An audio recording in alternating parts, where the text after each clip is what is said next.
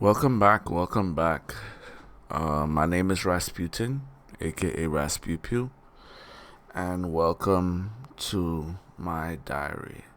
This is another chapter in the diary of a Moba player. Today, I am playing support. I know the last video I made, I spoke a lot about how support should provide peel before they provide engage. Peel before engage. So this is a video of me playing Narbash. Of course, I tried to get carry, but the game chose my duo lane companion as the carry over me. So I had to play support. I looked at the composition and I figured that a healing support would be best. And because of the amount of melees on the team, they have 4 melee. They have, excuse me, they have a Richter, they have a Zorus, they have a Kalari, and they have a Crunch. I figured that phase would not have been a good decision. If you are in the position to take an assessment of your enemy team in draft, please put that as a decision into what support you would pick. It's vital that you try to pick a support because and this is something I don't know if anybody has. I know I've said it in my previous video, but supports are vital to the beginning of the game. The better you play as a support at the early part of the game, is the easier it becomes for your carry to carry later on in the game.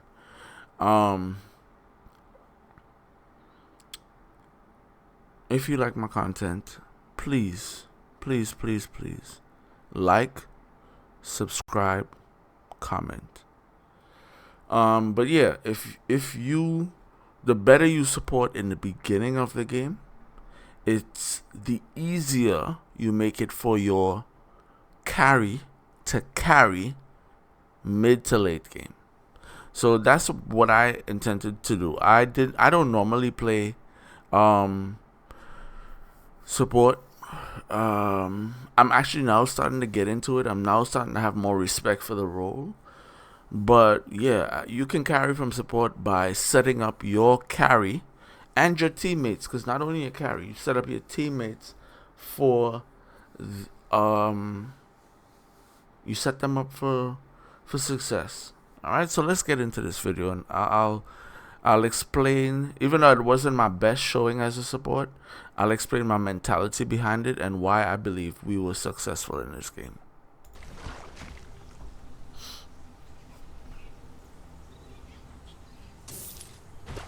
All right.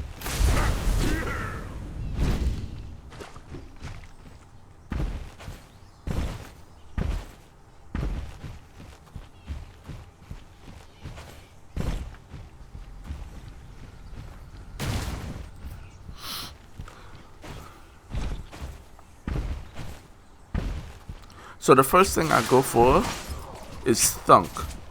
The reason why I go for Thunk is because if my support was to get pulled, that is my only way of peeling for her at the moment. That's the most effective, I believe, of peeling. Because with Narbash, as the game progresses, he becomes a heal bot. And I don't say that in a negative way. I mean that he literally has some of the highest healing outputs in the game. Right? But for right now, the best way to peel for him is to get enemies off of him. So here, right, again, the minion rule applied. So here I got pulled, I backed off, but twin blast started to attack me in minions. So just by stunning him in the minions, just by stunning him and the minions, he took so much damage, he had to flash out. Right? Like I keep saying, and I'm gonna continue saying, if you choose to fight in minions in this particular game, but in any MOBA, if you choose to fight in minions levels 1 through 7, it is suicide. Suicide. The minions will tear you up. Your power grows. Fortunately, I wasn't punished too much for choosing the wrong second skill. I chose March when I really meant to choose Song of My People. Song of My People is his E skill, which allows him to provide healing at the cost of mana.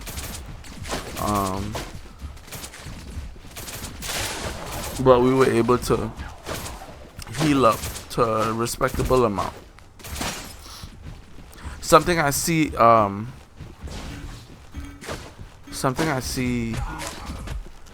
lot of Narbash players do is I see them do Song of My People and leave it on for too much.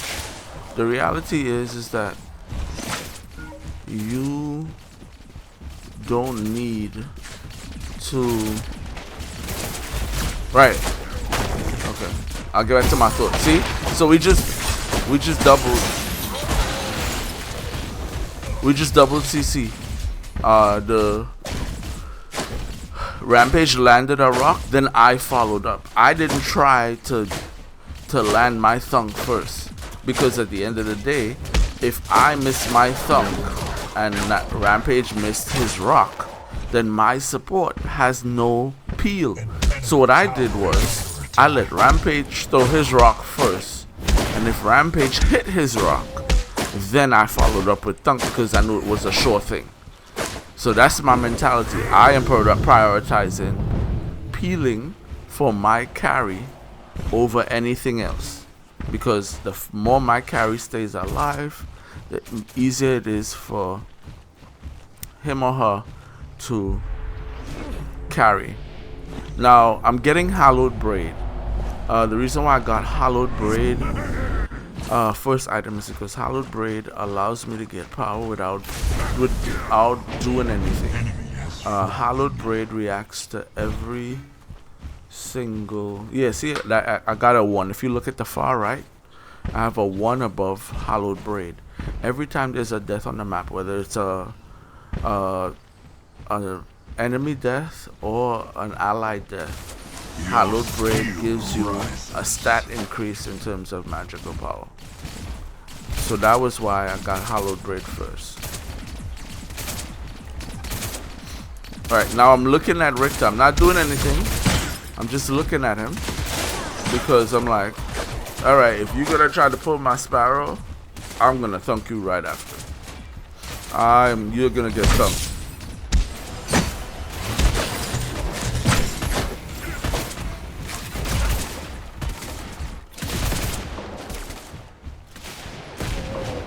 Alright, I didn't want to walk through that fog wall, so I had to go the long way around, because I'm trying to play safe.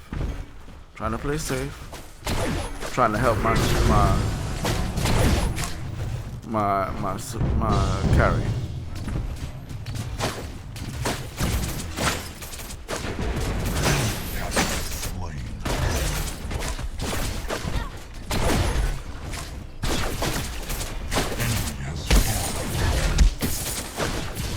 Enemy tower under attack.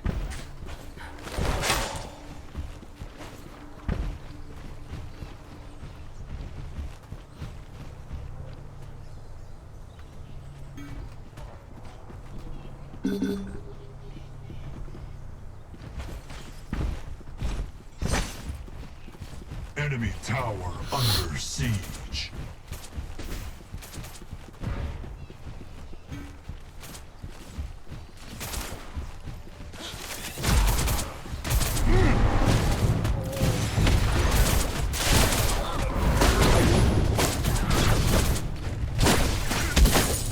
Alright, so something that the Twin Blast did, which I don't recommend. See how he dashed forward? He just removed his chance of escape or juke in or anything like that. Just by dashing forward. Because once he dashes forward, he has no maneuverability. So unless you know for a fact that you're going to be able to get away with that, I don't recommend it. I really don't recommend it at all. Now the Twin Blast by himself tried to go against our Rampage.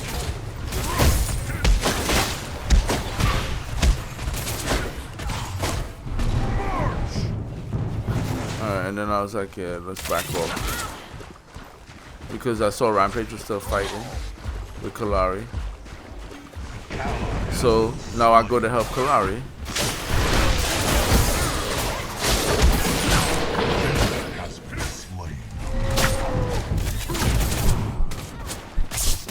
Then I realized I was dying. So I was like, you know what? Let me get out of here. Let me flash. Let me not give up on unnecessary kill. Cause I was like, even if the Kalari was to flash after me, then I would trade my support flash for their Kalari flash, which I have no problem doing.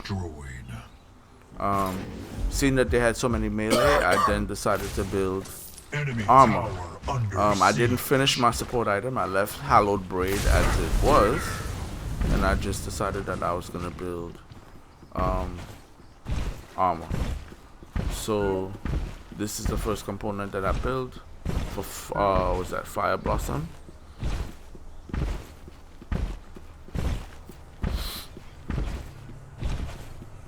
Which gives me health and mana. And also some type of not only sustain but a little bit of damage in lane while making me tanky, because with 4 melees, it's evident that I would need to be tanky because I'm going to be frontlining pretty much, whether I want to or not. You know, yes, we have a Rampage, but Rampage alone cannot go against 4 melee characters, so he would need help. So, that was the way I was thinking. Your skill rises. An enemy tower is under.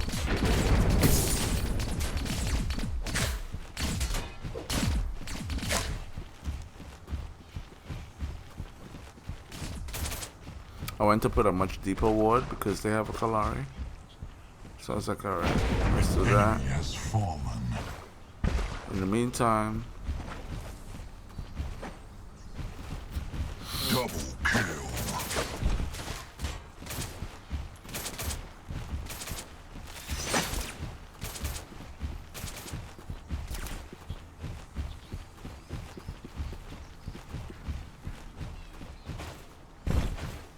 Ally has been executed.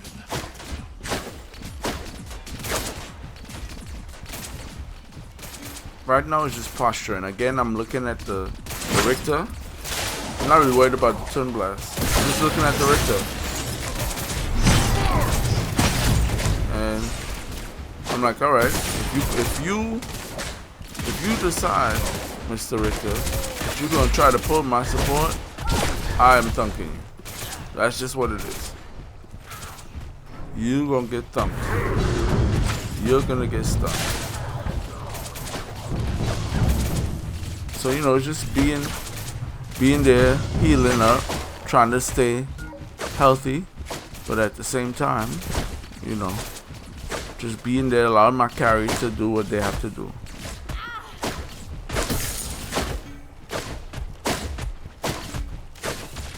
And looking at this replay, I didn't know that Fire Blossom, that component for Fire Blossom, I'll look up the name, but I didn't know that component for Fire Blossom also triggers my support item, which is something I didn't know. Now we both learned something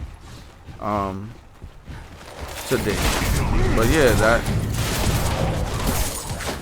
that component triggers Fire Blossom. I mean, the Fire Blossom component triggers my support item, so I don't even have to hit the minion, like physically hit the minion. Your power grows. Unstoppable.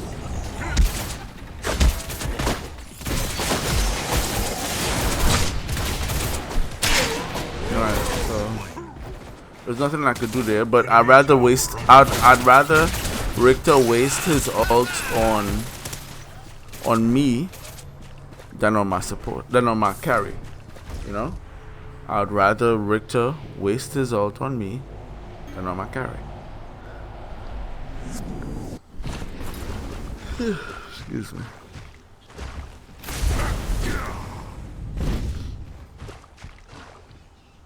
An ally has perished.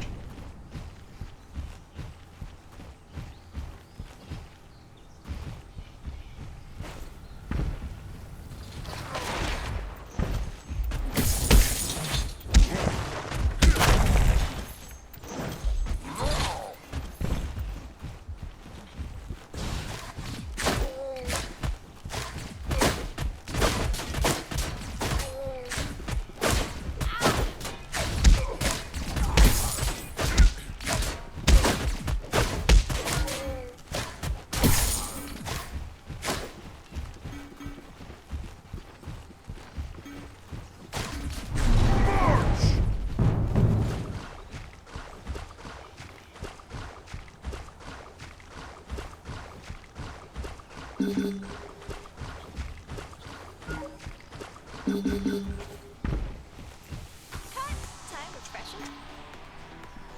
See you in a bit.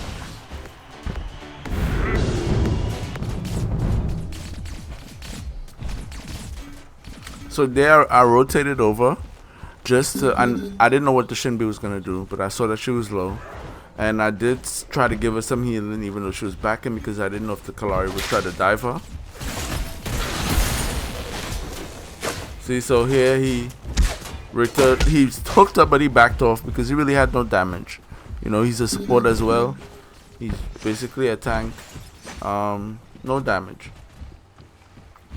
So I don't know why my Sparrow decided to go that way. So this is what I say. This is what I say.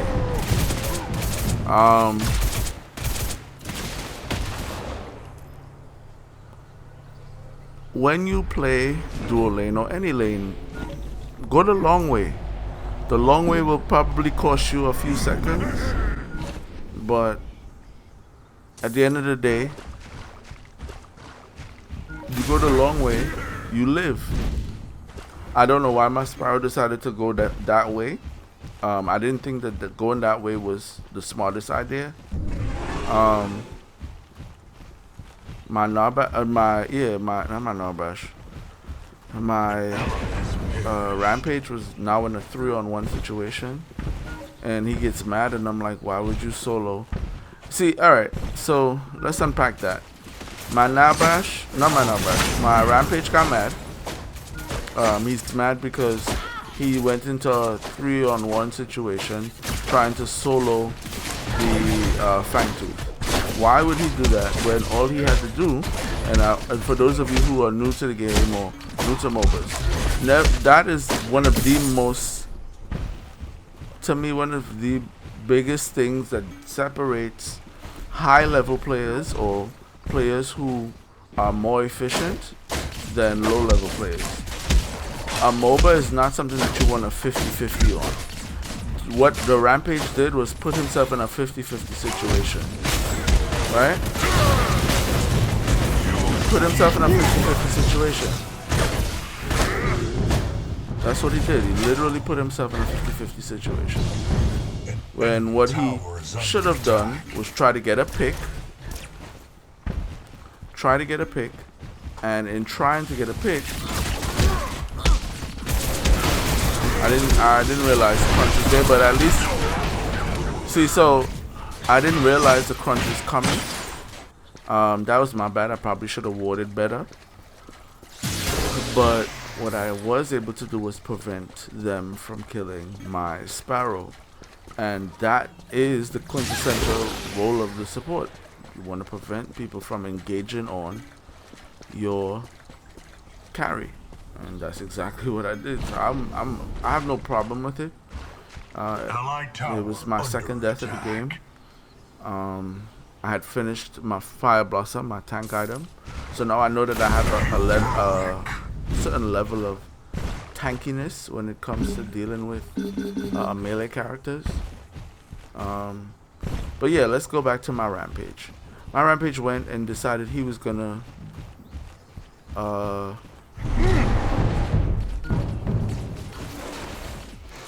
he decided he was gonna Enemy has been slain.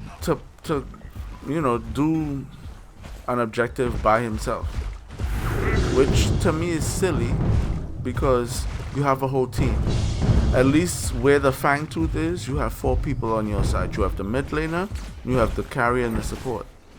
It is much more sensical. It makes more sense to try and get a pick or 2, preferably on the solo duo lane, on the duo lane, not solo lane, on the duo lane, right?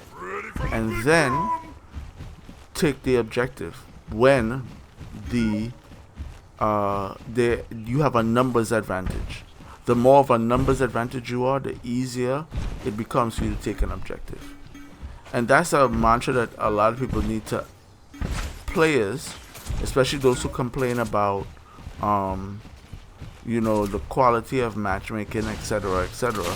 That's something that you and many others may need to consider.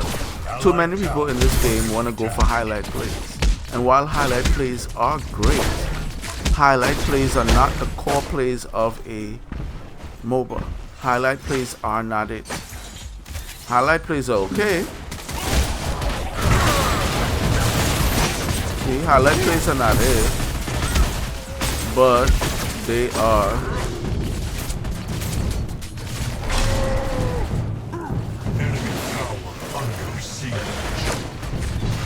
You know, highlight plays on it. They're not it. They're not it. They look good. Don't get me wrong. They look good. Now we just changed the CC, and he's gone. Sparrow got the kill, which I'm happy for. But yeah, highlight plays, they look good. They might look good for snippets, and they might look good for YouTube. But the reality is, a MOBA is a strategic game. So what you need to be doing is putting yourself in the best position for you to win a team fight, win a fight, win an engagement. But the best way of doing that is with numbers, and the best way of having numbers is by getting a pick first. It's just that simple. You know what I mean? Yes, it looks good to 1v5 or 1v2 or whatever, but that should only be something that you do in necessity. That's not something that you should be doing all the time. And I say that as somebody who's played solo lane or top lane in League of Legends. I say that as somebody who plays jungle sometimes and carry. You know, a lot of people I play with, especially, like, to go back to my last argument in the previous video, especially the quote-unquote higher ELO players than me, they tell me I play scared and I play like a little bitch. So what? This is not a fighting game. This is not a brawler. Like, yeah, I'm gonna play in a manner that gives me the highest chance of engagement, highest chance of winning a team fight than anything else. You know? Same thing with the what's his name? Same thing with the Shinbi just now. The Shinbi wants us to engage, but the Shinbi's behind minions. And remember my cardinal rule: fighting in a minion wave is suicide. And that's what the Shinbi would have us do. The Shinbi would have us fight in a minion wave because she's ganking. And I'm like, why would we do that? Why on earth would we do that? Now that we have minions,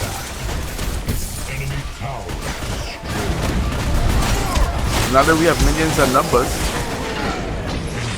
yeah, definitely. But before that, no.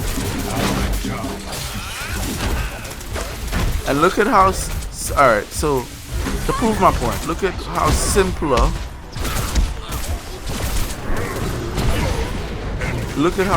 what I was trying to do. Look at how easier that was than trying to do what the Shinbi wanted to do. Just wait for the rest of the team, wait for the minions, dive the tower, get a kill. Simple. Simple.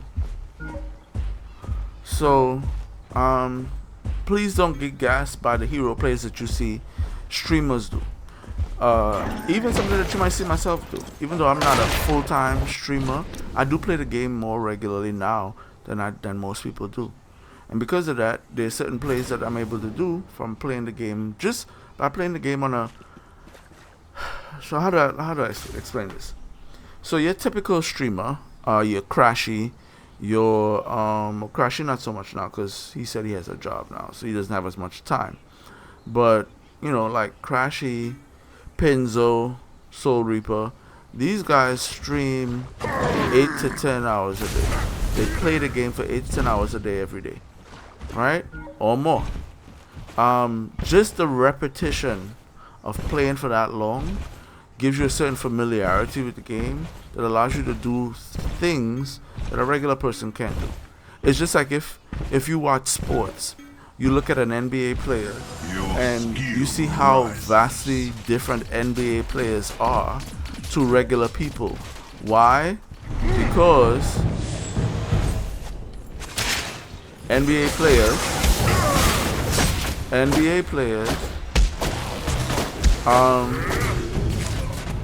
they just get more repetition in it. They get more shots up. They get more repetition in it. NBA players, they just have more familiarity with the game just through repetition. Not only that. Yes, they have also their innate skill. They have their innate, talent. But just through repetition, an NBA player or any professional player would be better than a regular player. It's the same thing with MOBAs. Anything really. If you are doing something, you are playing a game more frequently than another person, unless you play in the ass or you bullshitting with the game, if you're really trying to get better at the game, you're going to be better than the people who played 1 hour, 2 hours, 3 hours. That's just to sidebar. That's something that Kobe Bryant talks about. Rest in peace to the late Kobe Bryant. But the late Kobe Bryant said that he was like, he knows he's better than 99.9% of the players in the league because he starts working out at 5 in the morning as opposed to 8 or 9. He'll get up at 5, work out for 2 hours. He's like 5 to 6, 6 to 7. He'd go get some food, come back, then work out from 9 to 11, then work out from like 2 to 4, and then work out from like 7 to 9 or something like that, right? He works out 4 times a day. A regular player might work out 2 times a day, right? And then just by doing those 4 times a day over time, he works out exponentially more, gets exponentially more repetitions than a regular player would. The same principle applies when it comes to your streamers and the people who play the game for long periods of time. If you play the game for 4 or 5 hours a day, 4 or 5 days a week, you will be doing better than the person who just plays the game on the weekends, for the most part. Of course, you have some people who are just mechanically gifted. They have a better feel for the game. They do better than that, but generally, that's what it is. All right.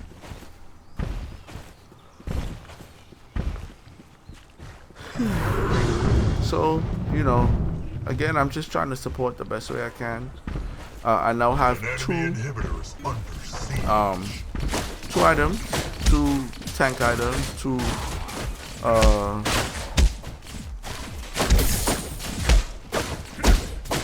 armor items, not magic armor, but physical armor items. Both would have an effect on the game because Fire Blossom does AoE damage, and Tainted, what was that? Tainted what? I forgot the name of that tank item. I'll tell you in a second. But that tainted item, Tainted Guard, it also provides damage as well if I'm hit. So, like, no, get away. Yeah. Yeah. No, that's another thing. Okay. So what I just did was a battle for vision. The reason why is because vision is important. Vision is extremely important. Vision is extremely important. And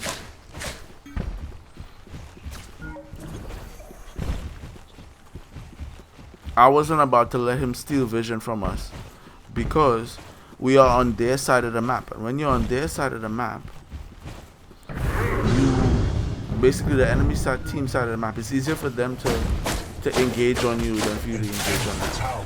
And again, in my mantra, I'm trying to put me and my carry in the best position possible for us to win. And the best position possible is for us to farm and then retreat and not try to fight or to do too much.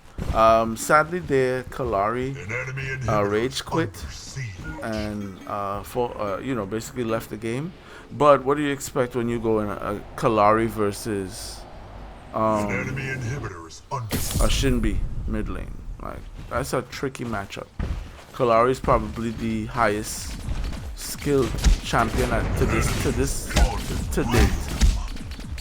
So you have there's very low margin room for error, very low margin of error when it comes to Kalari and dealing with a mid lane Shinbi. So, unfortunately for them, Kalari left. He or she left the game. I decided to push the wave a little bit because, yeah, I figured that Crunch would come over to our lane, and I didn't want the Sparrow doing too much. I don't know if it was wise for me to leave the Sparrow to her own devices, but I wanted to go get the second component for that item. I forgot the name of it. I'll tell you in a second. That item was Requiem. So the second component for Requiem, so that I could add more value, because with Requiem I get added healing and shielding bonus, and that's basically what I have. I have heals in my kit, and then my crest is a shield. It's the shield crest. So wanted to get that so I could provide more support to my character. Enemy has activated Prime. They went and did an early Prime. I don't know how I felt about it. To be honest, I have a thing against Prime, like early Prime, because early Prime, while good for your team in terms of fighting, the way this game is situated, like, if the other team has decent wave player, then it really doesn't do much. If you play like another game like League of Legends, and you get, like, let's say you get Baron, so Baron does a lot because the minions on their own get a range increase, which allows for cannon minions to siege towers without getting hit by towers. But in Predecessor, even though you have Prime, it doesn't change anything about the minions other than I think they get more life and a little bit more attack damage, but they don't get more range. So the minions still have to walk into range of the towers, and the tower still does a lot of damage, especially at that time in the game where you would do Prime. Right, at the time in the game where you would do Prime, minions do a lot of damage. Yeah, I don't know what he was thinking. I don't even know what he was thinking. Yeah.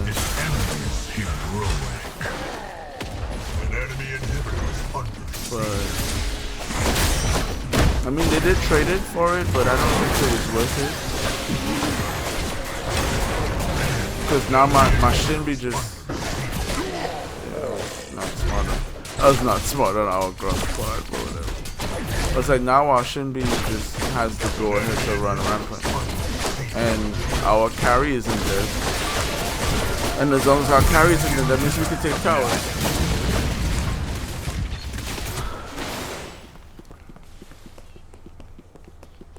So now they have 2 in hits down.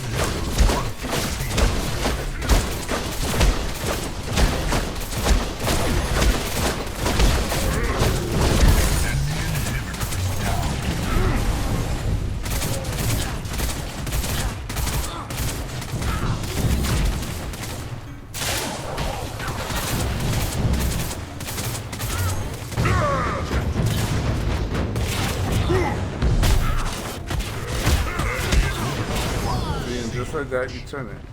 So I knew that when I realized that Turret Blast was gonna like continue to run us down, I was like, alright, it doesn't make sense. Like it really doesn't make sense running away from him. We had already gotten the tower. I was like, okay, let's disengage. But then I realized that he wasn't gonna stop chasing us down, and I was like, alright, let's just turn. And fortunately, my Sparrow had the same idea, so, you know,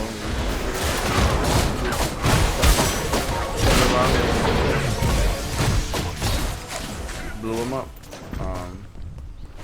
I waited until my ult finished to stun, because I didn't want to give him the ability to stun, so I ulted first, which slowed him and then knocked him up, and then as he got knocked up, stunned him, and then my Sparrow was able to finish him. Yeah, other than that, I mean, there was nothing really he could do. Like, Zaros was trying, but what can he do? What can he do? So, I mean, and that's pretty much it. Pretty much it in regards to this game. As you see, my Sparrow was 4-1-4, which I'm proud of. My Sparrow died 1 time. I was 1-4-6, and I would like to think that I traded a lot of my deaths for the Sparrow. I think 1 or 2 times. 1 time I died on my own, but that's pretty much it. I'm not a support main. I'm now starting to like come around to playing supports in this game. I never really liked playing supports. It wasn't really my thing. But in fairness, I'm like, okay, if I'm gonna be a carry player, I should also know supports as well. So get a better understanding of their timings, especially their like ability cooldowns, etc. Um, but yeah, that my philosophy was simple. Of course, we had a Shinbi that was carrying heavy, 10, 1, and 9. Um, but I hope this is an example of not rushing to engage. I see too many people play support and then they try to engage, and then when they miss the thunk, the other enemy team ignores the support and goes and kills the carry and put the carry back. That wasn't um my my focus at all. My focus was to prevent that from happening and provide some type of peel for my carry to the best of my ability. Um, that's it for this video. Thank you guys so much for taking the time out to watch another episode of my diary. This is your boy Rasputin, aka Raspupu, and I want to say thank you for your viewership. Please, if you are new, like, subscribe, comment, and I will see you on the next one. Peace.